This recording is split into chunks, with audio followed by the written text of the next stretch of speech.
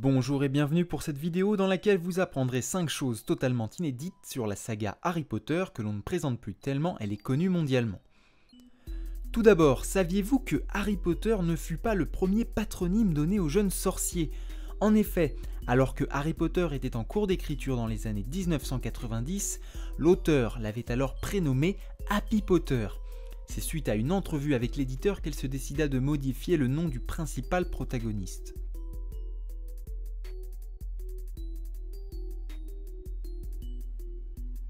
C'est en février dernier que le journal le New York Times a révélé une information intéressante concernant la créatrice de l'œuvre Harry Potter.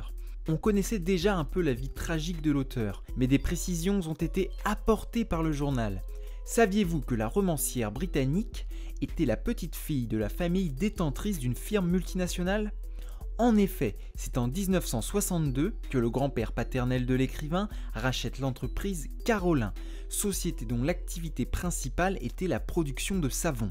Ce savon étant produit en France, il est normal donc que J. Carolin sache parler couramment français. Saviez-vous que tous les compositeurs qui ont participé au film Harry Potter, à savoir John Williams, Patrick Doyle, Nicholas Hooper et le français Alexandre Desplat, ont, avant d'écrire les bandes originales, écouté le poème symphonique L'apprenti sorcier, composé par Paul Dukas en 1897.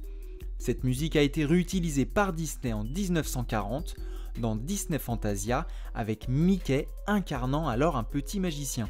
Chose étonnante que peu de Potterheads savent, c'est que le personnage d'Hagrid est une référence à une personnalité désormais très connue du grand public. Absolument, ce personnage qui accompagne le jeune Harry du début du récit jusqu'à la fin est en réalité inspiré par George Martin, le créateur de Game of Thrones.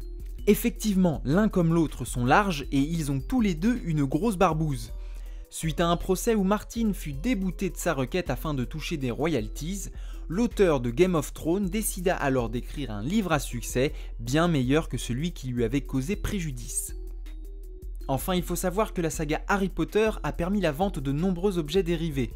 Cependant, au grand détriment de certains fans, une chose unique n'est toujours pas commercialisée alors que pourtant, il s'agit d'un objet phare de l'histoire.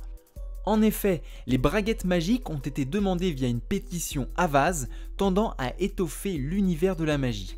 L'affaire reste à suivre. Voilà, je vous remercie d'avoir regardé ma vidéo et je vous dis à bientôt sur la chaîne des Crackers PGM. Tchou!